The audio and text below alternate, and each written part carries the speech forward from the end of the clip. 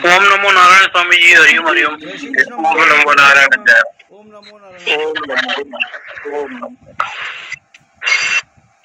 ओम नमो नारायण स्वामी जी। ओम नमो नारायण।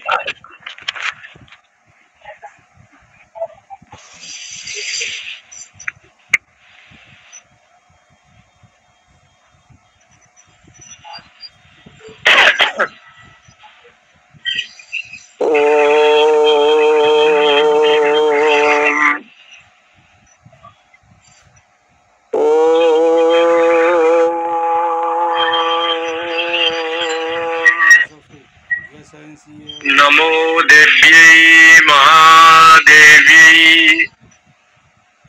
शिवाय सततं नमः। नमः प्रकृतभद्राय नियता प्रणता स्मताम् देवी प्रपन्नार्ति हरे प्रसीद प्रसीद मातर्जगतोऽखिलस्य प्रसीद विश्वेश्वरि पाहि विश्वम् त्वमैश्वरी देवी चराचरस्य सर्वमंगलमांगल्ये शिवे सर्वार्थसाधिके शरण्यत्र्यंबके गौरी नारायणि नमोस्तुते।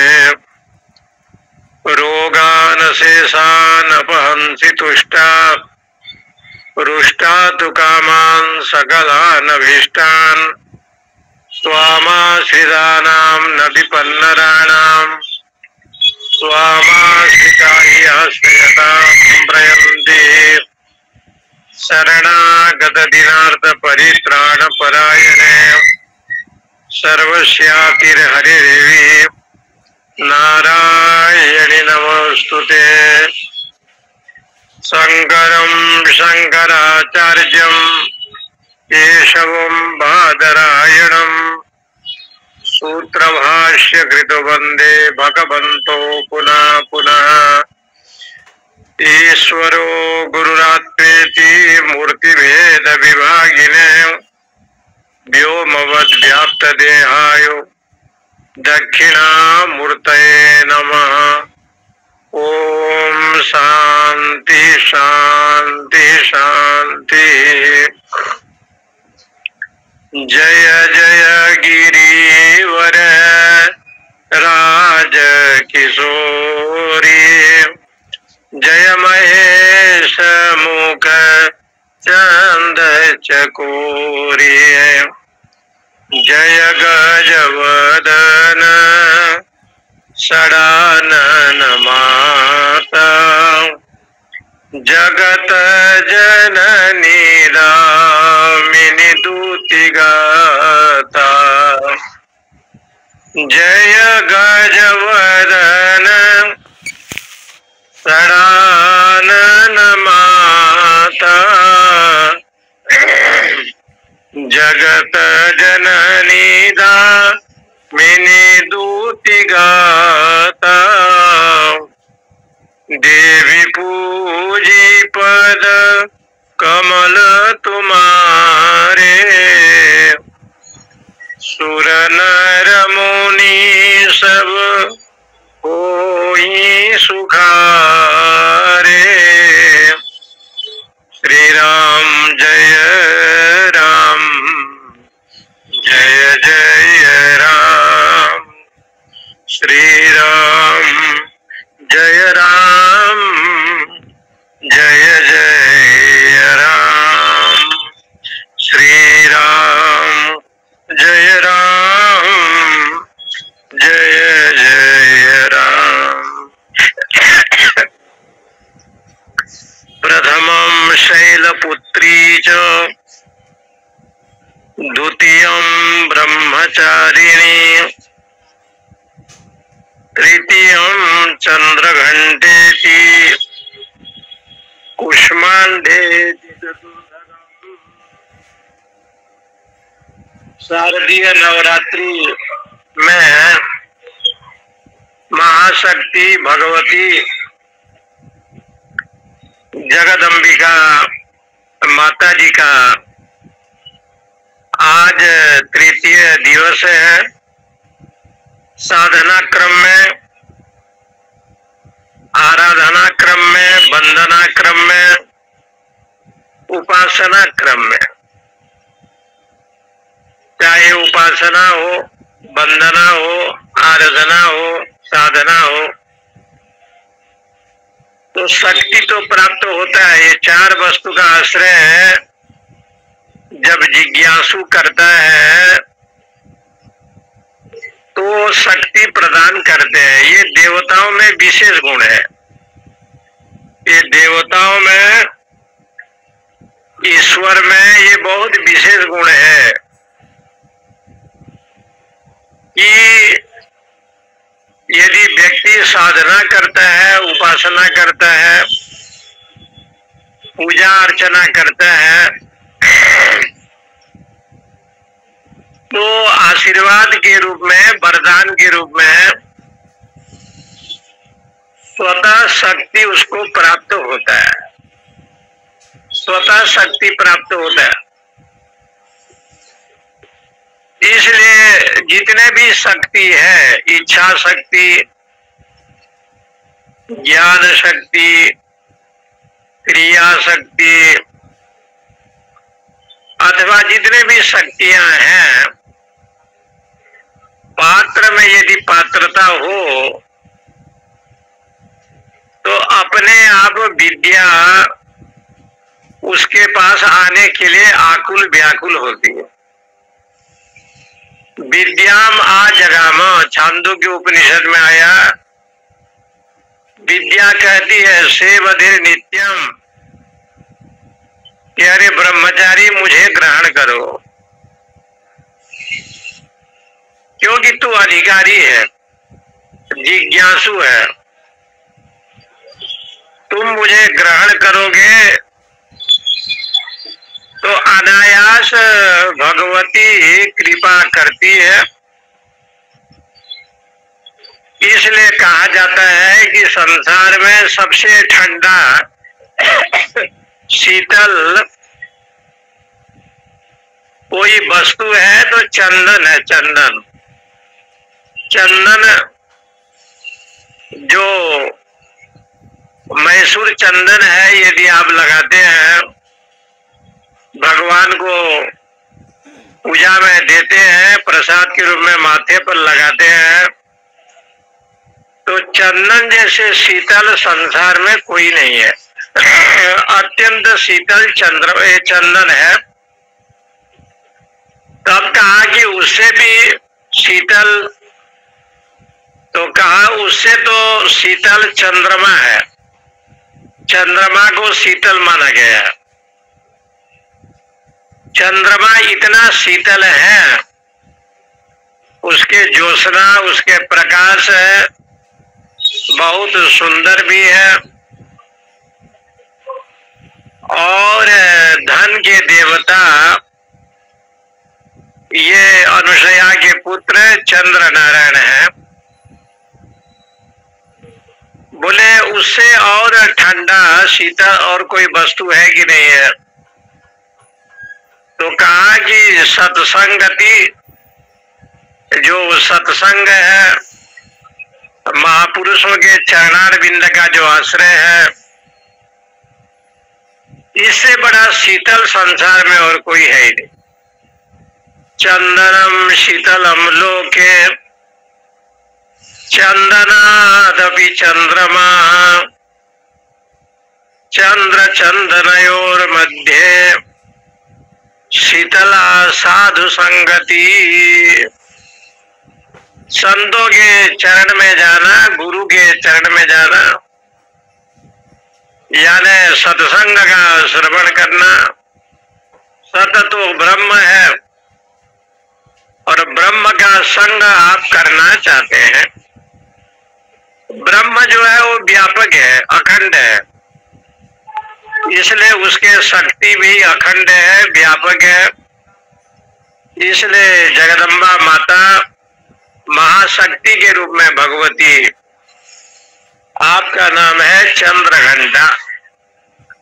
तृतीय दिवस की जो आराधना क्रम है ये चंद्र घंटा है।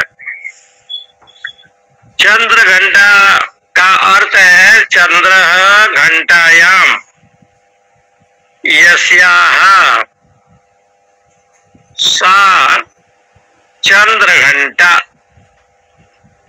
चंद्र कहते हैं जो आह्लाद प्रदान करे इसको बोलते हैं चंद्रमा। आह्लादकारी जो है वो चंद्रमा है। तो कहते हैं कि जैसे चंद्रमा शीतल प्रदान करता है ऐसे ब्रह्म विद्या जगदम्बा जब उनका आश्रय आप लेंगे भगवान का, भगवती का, तो वो साधक को जन्म मृत्यु से रहित कर देता है, जन्म मृत्यु से रहित कर देता है और आह्लाद, प्रकृष्ट आह्लाद वो प्रदान करते हैं, मानसिक शांति की अनुभूति कराते हैं, आध्यात्मिक, आधिदैविक, आदि भौतिक तीनों प्रकार के तापों की शांति इन्हीं के स्मरण में होता है। इसलिए सबको तो चंद्रमा शीतलता प्रदान करती है, लेकिन ऐसे शास्त्रों में बताया कि दुर्गा सप्तशती में एक श्लोक आता है, विशुद्ध ज्ञान देहाय त्रिवेदी दिव्य चक्षुषे श्रेय प्राप्ति निमित्ताय नमः सोमार्धधारिणे। भगवान शंकर के लिए ये वंदना की गई है, विशुद्ध ज्ञान देहाय। आपका जो देह है विशुद्ध ज्ञान वाला है, लेश मात्र भी सकाम नहीं है, वो लेश मात्र भी रजोगुण सत्वगुण तमोगुण ये सब नहीं है, विशुद्ध सत्व गुण वाले आपका ये दिव्य रूप है। विशुद्ध ज्ञान देहाय त्रिवेदी दिव्य चक्षु से, चाहे साम वेद हो, अथर्व वेद हो, ऋग्वेद हो, चाहे जागृत अवस्था हो, स्वप्न अवस्था हो, सुषुप्ति अवस्था हो, तीनों का अधिष्ठान हे भगवान शिव आप हैं। त्रिवेदी दिव्य चक्षु से आप ही ज्ञान दृष्टि प्रदान करते हैं। दिव्य माने ज्ञान दृष्टि, इसलिए कहा विशुद्ध आपका जो विषय है त्रिवेदी दिव्य चक्षु से, और ज्ञान चक्षु को आप ही प्रदान करते हैं। नमः सोमार्धधारिणे, आप चंद्रमा को धारण करते हैं। चंद्रमा को धारण करते हैं, कैसे धारण करते हैं? तो कहा सोम अर्धधारिणे, पूरा चंद्रमा नहीं, अर्ध चंद्रमा। महादेव के मस्तक पर अर्ध चंद्रमा है, यहाँ पर जगदम्बा जी के माथे पर भी अर्ध चंद्रमा है। और अर्ध चंद्रमा है कैसे है? तो कहते हैं घंटी का आकार जैसे होता है वैसे अर्ध चंद्रमा जगदम्बा के माथे पर विराजमान है। ऐसे देवी का दिव्य रूप है। जैसे चंद्रमा सबको आनंद और शांति और सुख प्रदान करते हैं, तो जब आपका घंटा बजता है, एक अर्थ ये है, जब आपका घंटा बजता है तो असुर लोग भयभीत हो जाते हैं, दुष्टात्मा भयभीत होकर के भागने लगते हैं, और साधु पुरुष को आप आह्लाद आनंद प्रदान करते हैं। देवताओं को, आपके भक्तों को, साधकों को आनंद प्रदान करते हैं। इसलिए आपका नाम चंद्र घंटा है। चंद्र घंटा का अर्थ यही है कि माता जी का जो चंद्रमा है, जिसको चंद्र घंटा के नाम से विख्यात है, सच्चिदानंद स्वरूपिणी जो भगवती है, चंद्र घंटायाम यस्या सा, आह्लादकारी चंद्रमा जिनकी घंटा में स्थित है, उस देवी का नाम यहाँ पर चंद्रमा माने चंद्र घंटा कहा गया है। ये भगवती जब महिषासुर का वध करने के लिए चली तो इनके जो घंटा था, घंटा शब्द का अर्थ घटिका,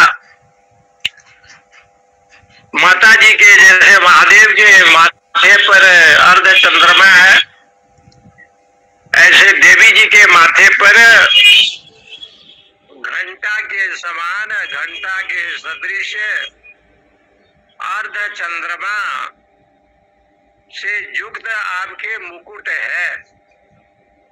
अर्ध चंद्रमाकार जो है स्थित है, इसलिए भगवती का नाम पड़ गया चंद्र घंटा।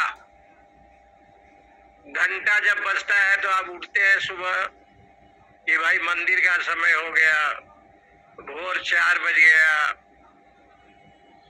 आश्रमों में घंटा बजाया जाता है, मंदिरों में बजाया जाता है, देवता को उठाया जाता है।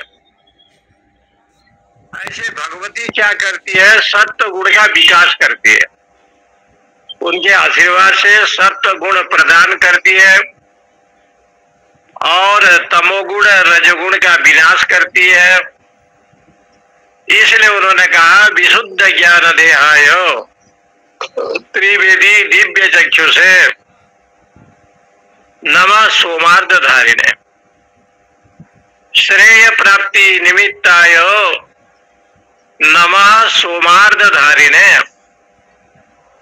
जिनको मोक्ष मार्ग चाहिए, कल्याण मार्ग चाहिए, ऐसे सोमार्थ भगवान शंकर और शक्ति की आराधना करना चाहिए। क्योंकि संसार में जितने भी आराधना है, शिव शक्ति की आराधना सर्वोत्कृष्ट है। शिव और शक्ति अभिन्न है। महाकैलास निलया ललिता सहस्त्र नाम में ये वर्णन किया गया कि आप महाकैलास में ही निवास करते हैं। ऐसे भगवती चंद्र घंटा को हम सब प्रणाम करते हैं, वंदन करते हैं, आराधना करते हैं। और इसी क्रम में आगे की कथा है कि राजा सुरथ और समाधि वैश्य दोनों मिलते हैं। सुरथ क्षत्रिय है, राजा है, लेकिन शत्रु ने राज्यपाट अपहरण कर लिया है। दुखी होकर के वो वन में भटक रहा है। और समाधि जो वैश्य है उसकी कथा आती है कि उनके पत्नी, उनके बच्चे, परिवार वालों ने उनको घर से निकाल दिया।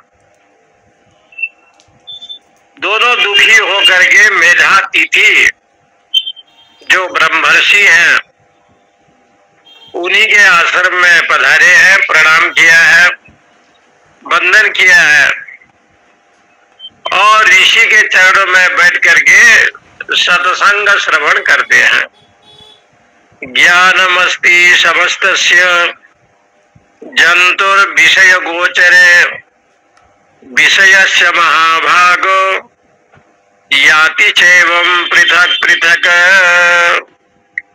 मेधातिथि ने कहा दोनों को कि हे राजन सुरथ और हे समाधि,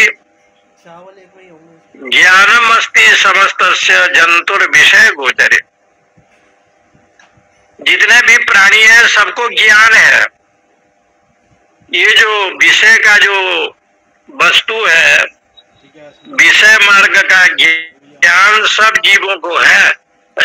मैं खाऊंगा, पीऊंगा, रहूंगा, ये जितने भी विषय वृत्ति है ना, ये सबको, सभी प्राणी को ज्ञान होता है। विषय गोचरे जंतु ज्ञानम अस्ति संपूर्ण प्राणियों को विषय के विषय में ज्ञान है और विषय को वो जानता है। कान में श्रवण करता है तो वो भी विषय है, आंख में रूप को देखता है वो भी विषय है, नाक में सूंघता है तो वो भी विषय है, चमड़ा में स्पर्श करता है तो शब्द स्पर्श रूप रस गंध जितने भी विषय है सभी के पास है। लेकिन विषयाश्च महाभाग बोले कि जो विषय है ये महाभाग च एवं पृथक पृथक याति, वो भिन्न भिन्न रूप में दिखाई देते हैं। विषय तो सबके पास है, कान सबके पास है तो श्रवण करता है, नाक है तो सुगंधी लेता है, विषय सबके पास, शब्द स्पर्श रूप रस गंध सबके पास, सब प्राणियों में है, मनुष्य को लेकर के पशु पक्षियों में भी है। लेकिन कहते हैं सबका विषय अलग अलग। जितने भी प्राणी है सभी प्राणी का जो विषय है भोजन पानी है ये सबका विषय अलग अलग। मनुष्य का जो विषय है वो सत्संग भी श्रवण करता है, भजन भी करता है और भक्ति आराधना करता है, क्योंकि उसमें भी भगवान ने 3 गुण दिया है, सत्व गुण, रजोगुण, तमोगुण, और तीनों गुणों के अधिकारी जो है ना प्राणी है। सत्व गुण यदि होगा तो ज्ञान का विषय होगा, रजोगुण होगा तो उसके मन में भोग विलास की विषय होगा, तमोगुण होगा तो प्रमाद, आलस्य, मोह, निद्रा ये सब आएंगे। इसलिए विषयस्य महाभाग याति चैवं पृथक पृथक। ये जो विषय है वो आप भगवान में लगावे, माता जी के चरणों में लगा। इसलिए एक बार वैष्णो देवी जाने का समय मिला, सौभाग्य प्राप्त हुआ, तो उस समय कटरा से कुछ नाश्ता वास्ता करके निकले और माता जी के दरबार में जब गए तो पैदल कई महात्मा थे, लेकिन वहां देखे कि जिसको भी देखो जय माता जी, जय माता जी, जय माता जी, वो माता माता कहते कहते त्रिकुटा पर्वत पर जहाँ देवी विराजमान है, महाकाली, महालक्ष्मी, महासरस्वती के रूप में जहाँ विराजमान है, उस भगवती के दर्शन करने के लिए जो भी जाता है तो कटरा से निकलता है तो जय माता जी, जय माता जी, कुछ चाय पानी पीते पीते उस गुफा में जाता है जहाँ उनका दर्शन होता है। उस समय जो विषय वृत्ति है ना, अन्य कुछ रहता नहीं है, विषय वृत्ति अन्य कुछ भी नहीं रहता, वहां एक ही विषय रहता है, उनका नाम स्मरण, भजन, आंखों से अश्रुधारा। क्योंकि देवी जी के यानी माता जी के दर्शन करने, माँ एक ऐसे शब्द है, माता महान पवित्रतम माता शब्द, और माँ यदि कह दोगे तो मन में भाव भी जगता है और आंखों से अश्रुधारा भी आता है। इसलिए इन्होंने कहा विषयस्य महाभाग याति चैवं पृथक पृथक। जिमे बालक राखे महतारी, गोस्वामी तुलसीदास जी ने कहा कि जैसे महतारी माता जी माँ अपने बालक की रक्षा करती है, उसी प्रकार से हे प्रभु आप ही अपने भक्तों साधकों को रक्षा करते हैं। तीनों वहां रखे, उसी प्रकार से मैं उनकी रक्षा करता हूँ। जीवी बालक राखे महता, जैसे माँ जो है बालक को रक्षा करती है, इसलिए यहाँ पर मेधातिथि जी ने बहुत सुंदर सप्तशती में श्लोक दिया। दीवांधा प्राणी के जीत रात्रो अंधास तथा परे, केचि दीवा तथा रात्रो प्राणिना तुल्य दृष्टय। कुछ प्राणी ऐसे हैं दिन में अंधे हैं, देखो दीवांधा दिन में अंधे। कुछ प्राणी ऐसे हैं जिनको दिन में दिखाई नहीं पड़ता, और केचित रात्रो अंधा तथा परे, कुछ ऐसे हैं जो रात में अंधे हैं। केचित दीवा तथा रात्रो, कुछ ऐसे लोग हैं दिन और रात दोनों समान, प्राणिनो तुल्य दृष्टय। दिन में ऐसे प्राणी भी है जो दिखाई नहीं पड़ता, उल्लू को, जो उल्लू पेचा है उसको दिन में दिखाई नहीं पड़ता। इसका मतलब दिन क्या हो गया? ज्ञान। ज्ञान एक दिन के समान है, प्रकाश के समान है। जो केवल तमोगुणी लोग हैं, भगवान से विमुख हैं, उसको ज्ञान रूपी प्रकाश, सत्संग भजन रूपी प्रकाश दिखाई नहीं पड़ता। जैसे उल्लू को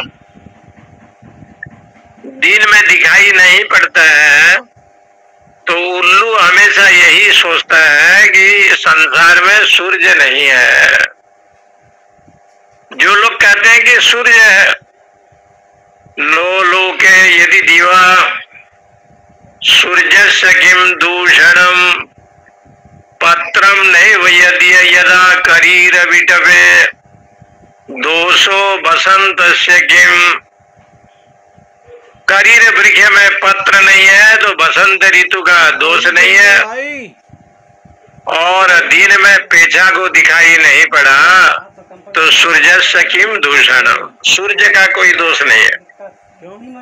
इसका मतलब क्या होता है? आदमी बुजुर्ग हो जाता है, 80 को भी पार कर लिया, लेकिन उसको कहो कि भजन करे, साधन करे, कुछ प्रभु का स्मरण करे, माता जी की वंदना करे, तो उसमें अरुचि होने लगता है। उसको संसार की चिंता, प्रपंच का चिंता होता है। ऐसे जो लोग हैं, कहते हैं दिन में उसको दिखाई नहीं पड़ता, रात्रों अंधा तथा परे। कुछ ऐसे लोग हैं जो रात में दिखाई नहीं पड़ता। बोले ये लोग कौन है? बोले जो कामी लोग हैं, कामना वासना से युक्त है, उसको रात में दिखाई नहीं पड़ता, रात में अंधा है वो लोग। इसलिए रात्रो अंधा तथा परे, ऐसे शास्त्रों में कहा। केचित रात्रो, कुछ ऐसे हैं जो दिन और रात्रि उसके लिए बराबर है, दिन भी और रात्रि। तो ऐसे भी लोग हैं प्राणिना तुल्य दृष्टय, और दिन और रात्रि वो ऐसे भी लोग हैं। तो जो प्रमादी लोग हैं उनको दिन में चाहे कहो या रात में कहो एक जैसे है, और जो विवेकी लोग हैं, जो ज्ञानी जन है, बुद्ध जन है, सत्संग भक्ति करते हैं, ऐसे भी जो लोग हैं दिन हो या रात हो अपने भजन, अपने सत्संग को छोड़ते नहीं। इसलिए उन्होंने कहा केचित दिवा तथा रात्रो प्राणिना तुल्य दृष्टयो ज्ञानिनो मनुजा सत्यम किंतु ते नहीं केवलम। इसलिए कुछ भी ऐसे लोग हैं जो समझते नहीं है, दिन और रात्रि में बराबर ही देखते हैं। उसमें भी यतो ही ज्ञानिनः सर्वे पशु पक्षी मृगादयो, पशु है, पक्षी है, मृग है, ये सब लोग तो बड़े समझदार होते हैं, मेधातिथि कहते हैं पशु को ज्ञान है कि संध्या वेला हो गया, पक्षी को ज्ञान है कि संध्या वेला हो गया, और मृग आदि हरिण आदि को भी ज्ञान है सूर्य अस्त हो गए, वो जानते हैं। लेकिन मनुष्य जो है ज्ञानम तो तद मनुष्याणाम यत्तेषां मृग पक्षिणाम, मनुष्य प्राणी को ये सब ज्ञान होने पर भी वो जानता नहीं, अविवेकी है, प्रमादी है, आलसी है। इसलिए कहते हैं मनुष्याणाम च यत्तेषां तुल्यम अन्यत् तथो भयो ज्ञाने भी सति पश्येतान पतंगा छाव चंचुषु। जैसे मनुष्य की वृत्ति है वैसे पशु पक्षी की भी है, लेकिन ये क्रम से आप देखेंगे तो पक्षी को आप देखो, जब वो भूख से पीड़ित होते हैं तो अपने बच्चों को चोंच में लेकर के अन्न के लिए दाना डालते हैं। ये जो चोंच में लेकर के जो अपने पुत्रों को जो दाना देते हैं वो कौन शक्ति प्रदान करता है? तो कहते हैं महामाया प्रभावेण संसार स्थितिकारिणा तन्नात्र विस्मय कार्यो योग निद्रा जगतपदे। ये महामाया की कृपा है। संसार स्थितिकारिणा, जो संसार का जन्म पालन पोषण जो करती है, ऐसे जो महामाया उसकी कृपा है। ये पक्षी भी अपने बच्चों को चोंच में दाना लेकर के भोजन कराती हैं। इसलिए कहते हैं महामाया हरेश्चेषाम तया संबोहिते जगत ज्ञानिनाम अभिचेतंसी देवी भगवती ईशा बलदाकृष्य मोहाय महामाया प्रयच्छति।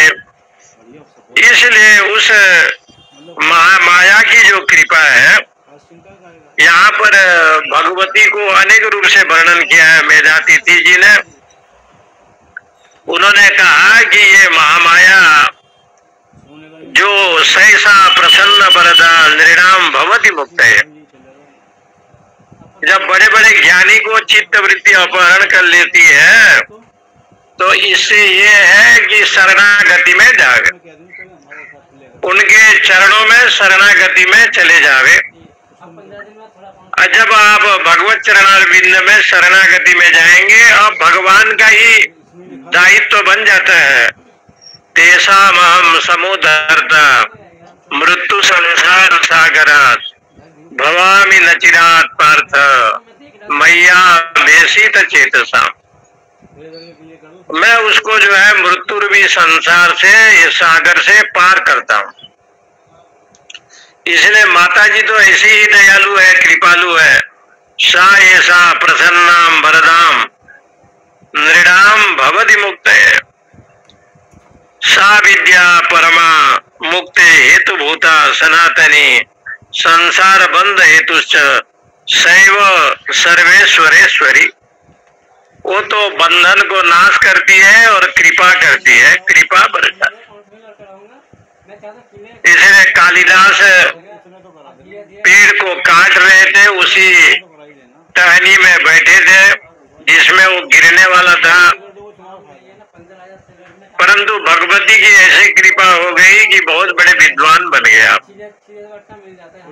और यही कालिदास जो बिल्कुल अविवेकी था, मूर्ख था, जगदम्बा की अनुग्रह ऐसे हुआ, केवल गिरते समय उन्होंने माँ माँ माँ ऐसे उच्चारण जब किया तो जन्मदात्री जो है ना पिघल जाती है।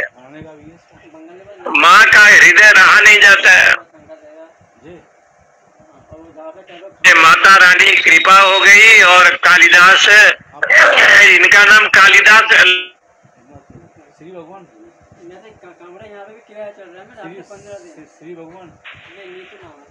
कृपा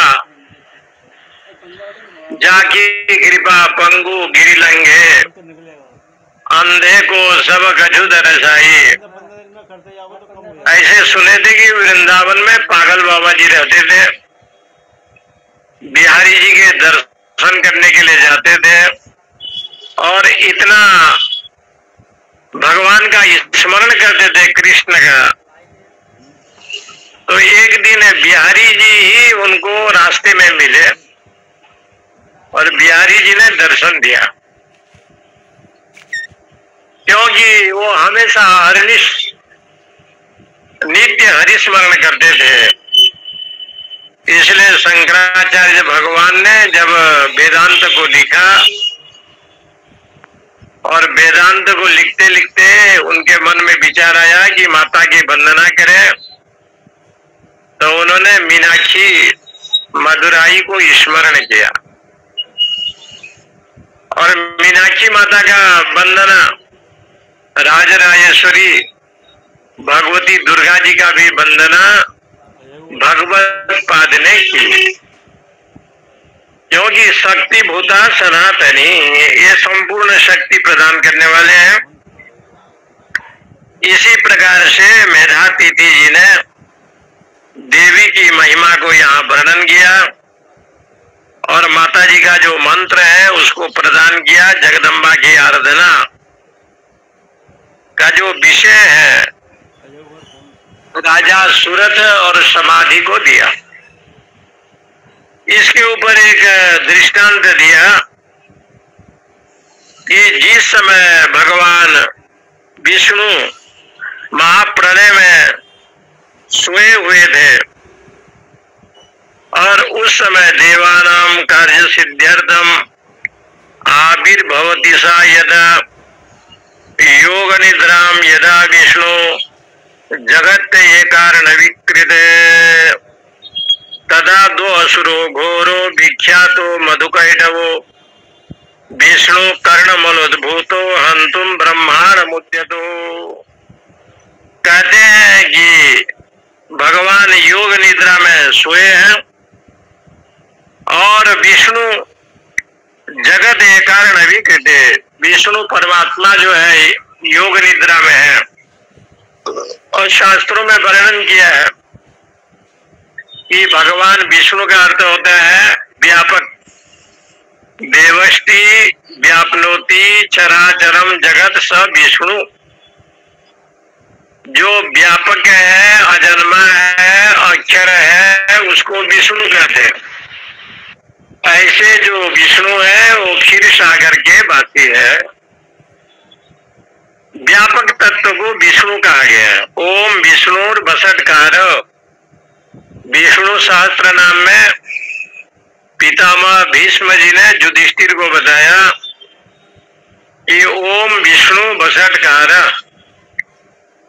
जो विष्णु है संपूर्ण प्राणी के हृदय में जो विराजमान है, ऐसा जो भगवान विष्णु वो कहाँ रहते हैं? क्षीर सागर में रहते हैं। इसलिए उनका वर्णना किया गया है शांताकारम भुजग शयनम पद्मनाभम सुरेशम विश्वाधारम गगन सदृशम।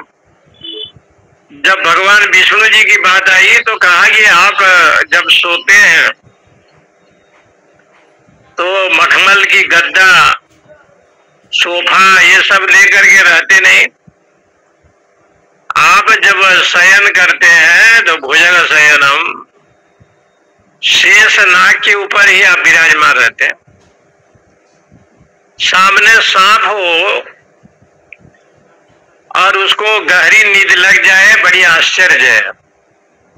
घरों में तो देखते हैं छिपकली भी आ जाए तो लोग को नींद नहीं लगती, मच्छर आ जावे तो लगती ही नहीं है, और सांप बिच्छू निकल जावे तो कहना क्या। लेकिन कहते हैं भुजग शयनम, आप प्रभु सोते हैं और सहस्त्र फणा वाले शेषनाग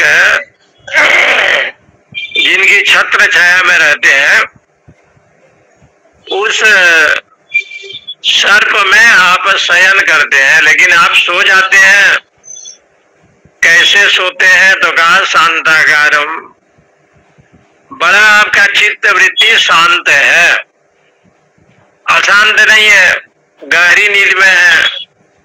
चातुर्मास से 4-4 महीना सो जाते हैं आप, शांताकारम भुजगशयनम। तो कहा कि इसलिए आपको लोग विष्णु कहते हैं। गहरी नींद में है, सांप के ऊपर सोए हैं और बड़े शांत एवं आकारम यस्य, जिसका चित्त वृत्ति बड़ा शांत है, ऐसे जो परमात्मा, उसका नाम हो गया विष्णु।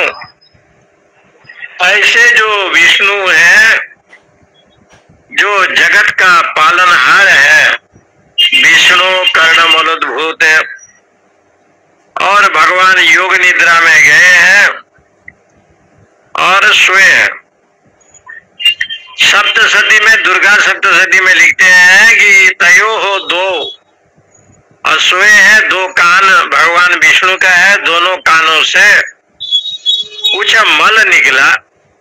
विष्णु कर्णमलोद्भूतो हंतुम ब्रह्मांड मुद्यतो। और विष्णु के दो कान से तो जो मैल निकला, उस मैल से ये मधु और कैटभ का जन्म हुआ। नाभि कमल से तो भगवान के ब्रह्मा जी की उत्पत्ति बताई। सनाभि कमले विष्णु हो स्थितो ब्रह्मा प्रजापति। और यहाँ पर जो है विष्णु के कर्ण मूल से जो मल का उत्पन्न हुआ, वहां से दो असुर का जन्म हुआ, मधु और कैटभ। ये दो असुर हुए, मधु और कैटभ। ये भगवत लीला है, परमात्मा की असंख्य लीला है। तो कहते हैं कि उनके कल्पना, भगवान तो योग निद्रा में है। मधु कैटभ ने ब्रह्मा जी को देखा, ब्रह्मांड मुद्यतो, तो उसने ब्रह्मा जी को वध करने की इच्छा प्रकट की। ये दोनों असुरों ने दृष्टवा तो असुरो चोग्रे प्रसुतम च जनार्दनम। नाभि कमल में ब्रह्मा जी को देखा और जाकर के वो ब्रह्मा जी के यहाँ सोचे कि ब्रह्मा जी को हम लोग मार दें। ऐसे विचार करने लगे, ब्रह्मा जी भयभीत हो जाते हैं और उस समय भगवान के चरणों में वंदना करते हैं। विश्वेश्वरीम जगदहत्रीम स्थिति संहार कारिणीम निद्राम भगवती विष्णु अतुलाम तेजस प्रभु। क्योंकि माता निद्रा है और इनका नाम है योग निद्रा। विष्णु भगवान सत्य गुणी है, इसलिए उनको जो नींद आती है योग निद्रा। हमेशा आत्मज्ञान से युक्त होकर के रहते हैं। योग निद्रा का मतलब होता है कि नित्य निरंतर नींद में भी भगवत स्मरण, आत्मज्ञान से युक्त, उसको कहते हैं योग निद्रा, यानी समाधि अवस्था। ऐसा ब्राह्मी स्थिति पार्थ नैनाम प्राप्य विमोह्यति। ब्राह्मी स्थिति को जो है ना योग निद्रा बताया। भगवान सोते तो है और उस योग निद्रा में जो निद्रा शब्द आया है, जा देवी सर्वभूतेषु निद्रा रूपेण संस्थिता। नमस्तस्ये नमस्तस्ये नमस्तस्ये नमो नमः। निद्रा भी तो माता जी है, माता रानी निद्रा के रूप में है। और ऐसे निद्रा की बात शास्त्रों में कहा गया है, असुर लोग तमोगुणी निद्रा में जाते हैं और देवता लोग जो निद्रा में रहते हैं। और जहां ज्ञानी जन, ये जो निद्रा होती है, ब्रह्म मुहूर्त बुद्धेत, ब्रह्म मुहूर्त में उठते हैं, भगवान का चिंतन करते हैं। इसलिए ये कहते हैं निद्राम भगवती विष्णु। ये विष्णु परमात्मा जो सोया है, ये निद्रा रूप में भगवती है। अतुलाम तेजसा प्रभु, अतुलनीय जो शक्ति वाले हैं भगवान विष्णु, तब जगदम्बा जी के वहां जो निद्रा रूप में वो थी, निद्रा का, उस निद्रा को अपहरण कर लिया, निद्रा को ले लिया, क्योंकि आप ही निद्रा है। और ये जो निद्रा देवी की कथा शास्त्रों में जो आती है, ये भी माता जी की एक शक्ति है, क्योंकि संसार में अपने आप नींद लगती है और आप अपने आप जग जाते हैं। इसके ऊपर प्रश्न उपनिषद में बताया कि सूर्य जब उदय होते हैं तो प्राण शक्ति का संचार कराते हैं तो नींद खुल जाती है। लेकिन यहाँ पर ये कहते हैं कि निद्रा स्वरूपिणी जगदम्बा जी है, और शास्त्रों में बताया गया है कि आप ऐसे निद्रा है, त्वम स्वाहा स्वधा वसटकार समन्विता, इसलिए आप निद्रा के रूप में महामोहाज भवती महादेवी महासुरी, आप महामोह है और महारात्रि भी है, काल रात्रि भी है, महारात्रि है, मोहरात्रि है। जगदम्बा जी को 3 प्रकार के यहाँ बंधन किया। काल रात्रि है, काल रात्रि के रूप में उनके जो बाल है वो फैला हुआ है और विभत्स रूप, भयंकर रूप है काल रात्रि का। जब व्यक्ति का मृत्यु का समय होता है उस समय उसका रात्रि काल रात्रि माना जाता है। और एक रात्रि है काल रात्रि, महारात्रि। घर में कोई दुख आ जावे और दुख नाश नहीं हो रहा है तो रात जो है ना व्यतीत नहीं होता, उस रात्रि को महारात्रि कहते हैं। विषम परिस्थिति का जो बेला होता है उस समय तन मन धन से माता जी का ध्यान करें और भगवत चरणारविंद में जावे, उस रात्रि का नाम है महारात्रि। रावण सोया हुआ है, गधे की सवारी पर है और लोग जो है उसके शरीर में तेल दे रहे हैं, बिल्ली जो है घूम रहे हैं और ऊंट इत्यादि दिखाई पड़ रहा है। तो एक व्यक्ति आया, रावण का सिर कट गया, रावण हंस रहा है। तो कहते हैं ऐसे जो विषय है वो महारात्रि है, महारात्रि। इसलिए काल रात्रि, महारात्रि, मोहरात्रि और मोहरात्रि से दारुणा। ये जो मोहरात्रि है, रात्रि शब्द का अर्थ होता है अंधकार। अंधकार जहाँ होता है उसको कहते हैं रात्रि। तो जब जीवन में मोह आता है ना तो जीवन में अंधकार हो जाता है, ज्ञान का विकास नहीं होता, अज्ञान का जन्म होता है। इसलिए जहाँ अज्ञान हो, अविवेक हो, वो अंधकार है। ऐसा जो अंधकार है उस समय को मोहरात्रि बताया। इसलिए नवरात्र शब्द जो आया है, नव हो गया 9 दिन का, और शब्द है रात्र, नवानाम रात्रिनाम समाहार।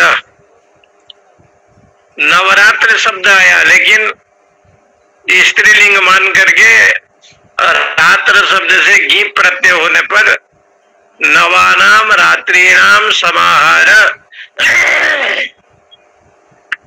इति नवरात्रि। 9 ये संख्यावाचक शब्द है और 9 रात्रि में जो है ना भगवती का आराधना आप करते हैं। आपकी इंद्रियां 9 है, ऐसे तो 10 बताया लेकिन इंद्रियां 9 है। मलमूत्र द्वार को एक करेंगे तो नवद्वारे पूरे देही नैव कुर्वन् नकार। ये नवरात्रि है। रात्रि में सूर्य दिखाई नहीं पड़ते हैं इसलिए उनको लोग रात्रि कहते हैं। ज्ञान रूपी सूर्य का उदय नहीं हुआ प्राणी में तो वहां पर क्या उदय होगा? तो कहा मोह का जन्म होगा। ये मोह क्या है? मेरा और तेरा। ये जो मोह आया ये भी एक तामसिक शक्ति है, तमोगुणी शक्ति है, और ये तामसिक शक्ति माना गया है। इस जो मोह का जो रूप है, चित्त वृत्ति को मोहित कर देना। तो जगदम्बा जी को मोहरात्रि इसलिए बताया कि आप संसार के संपूर्ण जीव को मोहित कर देते हैं। ये घर भी उसका नहीं है, ये भूमि भी उसका नहीं है, उसका कुछ भी नहीं है, लेकिन प्राणी कहता है सब कुछ मेरा है। ये जो विषय है इसको कहते हैं मोह। ये मोह एक शक्ति का नाम है, तमोगुणी, उसको कहते हैं तामसिक। आगे आप जाएंगे और गला इत्यादि में तो मोह शब्द का वर्णन आया है। इसलिए मोह शब्द का यहाँ सीधे सीधे अर्थ लो कि भगवती का एक शक्ति है जो संपूर्ण असुरों को मोहित कर देती है। जैसे मोहिनी जैसे सबको मोहित कर दिया। इसलिए ये मोह कहाँ पर है? तो बताया नारी शक्ति में जगदम्बा जी ने स्थापित किया। नारी शक्ति में अपने आप जो है ना मोह हो जाता है, व्यक्ति उसमें मोहित हो जाता है और अपने आप उसके मन में उनके प्रति, क्योंकि मोह रूपिणी जो है जगदम्बा है। तो कहा कि ये मोह का जन्म कहाँ से होता है? तो बोले आंख से होता है, आंख से ही मोह का उत्पन्न होता है। इसलिए मां जो है ना मोह रात्रि, और मोह एवं रात्रि, मोह को ही रात्रि बताया। जहां मोह होगा वहां तो अंधकार होगा। रात्रि शब्द का अर्थ अंधकार। सूर्य का दर्शन नहीं हुआ तो उसको रात्रि कहते हैं। तो जीव का रात्रि जो है अंधकार कब होता है? जहां मोह आया, माया मोह आया तो जीवन अंधकारमय होता है। इसलिए शास्त्रों में बार बार कहा कि सर्वधर्मान परित्यज्यो मामेकम शरणम व्रज। ऐसे जो देवी काल रात्रि, महारात्रि, मोह रात्रि से दारुणा, ये बहुत दुखदायी है। रोगान शेषान अपहंसि तुष्ट। आप जब कृपा करते हैं तो सारा रोग का नाश हो जाता है। तुष्टा तु कामान सकलान अभीष्टान। और आपकी कृपा हो जाने से सारे मनोकामना पूर्ण होते हैं। त्वामाश्रिता नाम न विपन्नराणाम। आपके आश्रय में जो रहता है वो, उसको कोई विपत्ति नहीं आती है। ऐसे भगवती का वंदना की गई है। यहाँ मधु और कैटव का जन्म हुआ कर्ण मूल से, कान के महिला से। परा पराणाम परमाम त्वमेव परमेश्वरी। इसलिए जाकर के भगवान जब जगे, योग निद्रा से उठे, क्योंकि निद्रा रूपिणी आप हैं, तो सप्तशती में लिखा है 5 वर्ष सहस्त्राणी। मधु कैटव को देकर के 5000 वर्ष तक गदा युद्ध किया, बाहु युद्ध। और बाहु युद्ध में, और उस समय 5 वर्ष सहस्त्राणी बाहु प्रहरणो विभु। और इतना युद्ध होने के बावजूद भी 5000 वर्ष तक मधु और कैटव युद्ध करते रहे। तब ब्रह्मा इत्यादि ने माता जी को निवेदन किया कि कृपा करो। देवी महामोह के रूप में प्रकट हुई और उनके मन में समाविष्ट हुआ। क्योंकि मोह जब होता है ना तो बुद्धि को धुंधली कर देता है। बुद्धि को जो है ना वो शुद्ध नहीं कर पाता है, स्पष्ट नहीं होता है। बुद्धि में जो है धुंधली वृत्ति आ जाती है, तब वो मोह जो है तमोगुणी बन जाता है। इसलिए देवी की कृपा से मधु और कैटभ के मन में माता जी विराजमान हुई। तब उन्होंने कहा कि वरदान मांगो, भवे तद्य में तुष्ट हो। इसलिए तुमसे बड़ा प्रसन्न है, इसलिए आप इतना युद्ध किया, आपको थकावट नहीं है। भगवान को कहा कि वरदान मांगो। यहाँ मेधातिथि जी कहते हैं कि मधु कैटभ इस प्रकार से कहा, भवेता मध्य में तुष्टो मम बध्यो उभोवपि किम अन्येन वरेण अत्रो एतावद्भिः वृतं मम। भगवान ने कहा यदि तुम प्रसन्न हो मेरे ऊपर तो तुम्हारा वध कैसे होगा। उस समय मधु और कैटभ जी ने कहा कि हमारा वध यदि आप करना चाहते हैं तो जल में नहीं होगा, थल में होगा। विलोक्यताभ्याम गदितो भगवान कमले क्षण आवाम जही न यत्र उर्वी सलीले न परिप्लुदा। इसलिए उन्होंने कहा कि जल में तो नहीं होगा, थल में होगा। जंघे में दोनों को लिया और भगवान ने सुदर्शन चक्र से वध किया। तब से भगवान का नाम पड़ गया मधुसूदन। ये मधुसूदन शब्द जो आया, मधु और कैटभ को मारा। शास्त्रों में बताया है कि विष्णु के कान से मैल का उत्पन्न हुआ। ये तो उनकी संकल्प शक्ति है, इच्छा है, और कान से मैल का जन्म होता है, इसमें कोई दो राय नहीं है। और विष्णु के कान से यदि मैल आ गया तो इसमें कोई आश्चर्य की बात नहीं है। ये तो उनकी लीला है जगदम्बा की। लेकिन उनके कान से जब मैल आया तो मधु कैटभ का जन्म हुआ। मधु और कैटभ का जन्म हुआ। मधुवाता इदायन्ते मधु क्षरन्ति सिंधव। मधु शब्द का अर्थ है कि मधु क्षरन्ति सिंधव। तो मधु क्षरन्ति सिंधव, मधु का अर्थ है राग और कैटभ का अर्थ लिखा है द्वेष।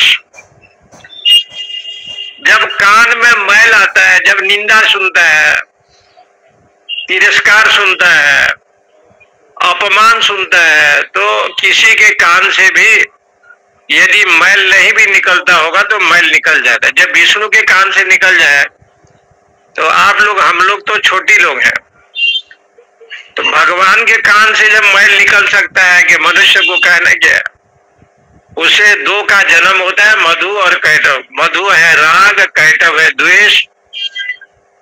राग और द्वेष का जन्म होता है। राग और द्वेष का जन्म हुआ।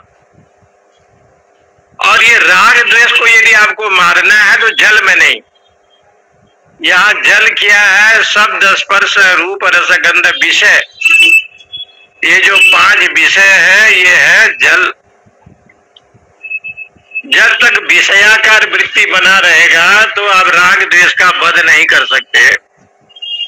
तो बोले थल में इसको मारो, जहां पानी नहीं होगा, जहां जल नहीं होगा, विषय रूपी जल जहां नहीं होगा, वहां अंतःकरण में विषयाकार वृत्ति नहीं बनेगा।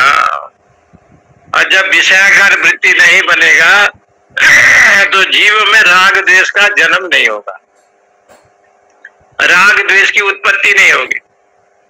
इसलिए राग और द्वेष रूपी मधु कैटभ को मारने के लिए भगवान ने जंघा का प्रयोग किया। जल में नहीं, प्रलय काल का समय था, थल में।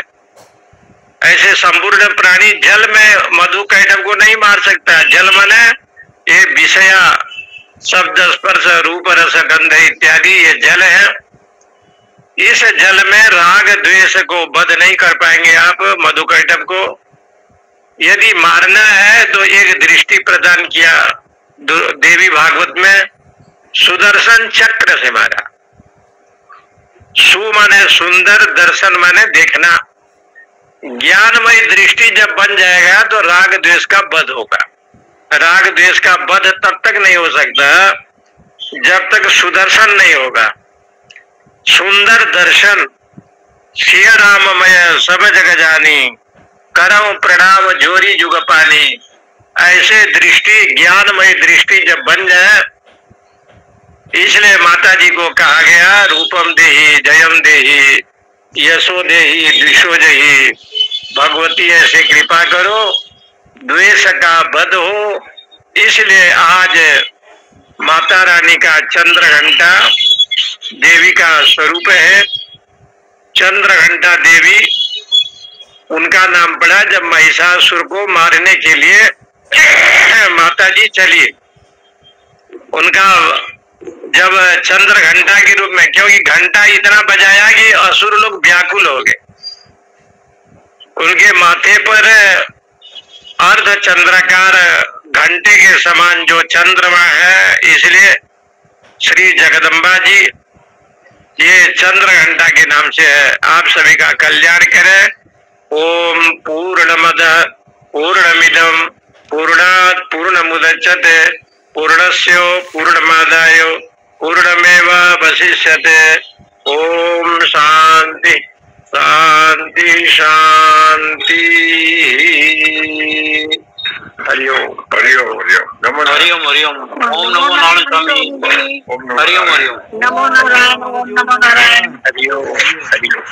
नमो नारायण। नमो नारायण स्वामी जी, नमो नारायण स्वामी जी। नमो नारायण। जो आपने विषय को जल के उदाहरण देकर समझाया, ये अच्छा है, मेरे दिमाग में नहीं आया था ये। लेकिन जो जंगल मतलब जो सूखा जगह है, तो जहाँ विषयों की विषय ना हो वहाँ मतलब कहा सूखापन।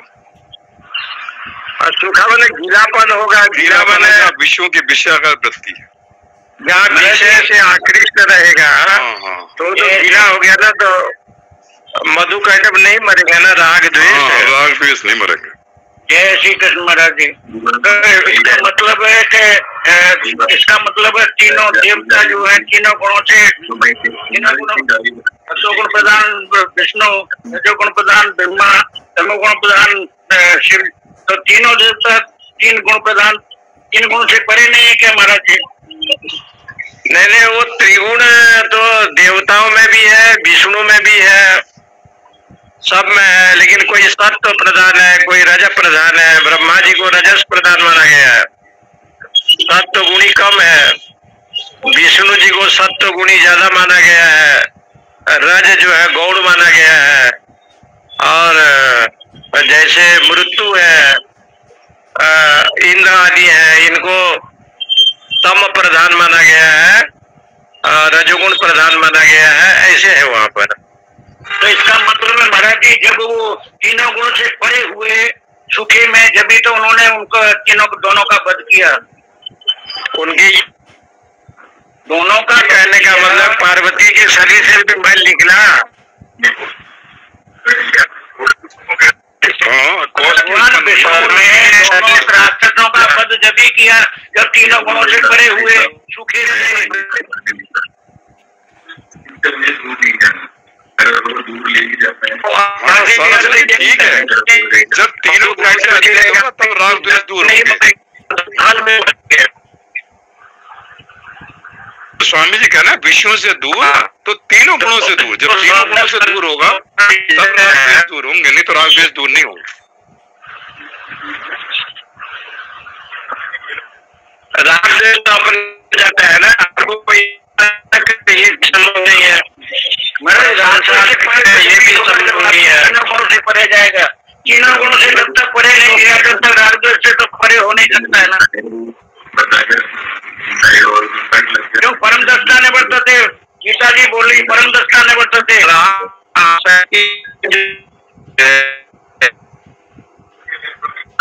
आप कैसे करेंगे? जो आपको हिंसा करेगा या सुंदर को होगा,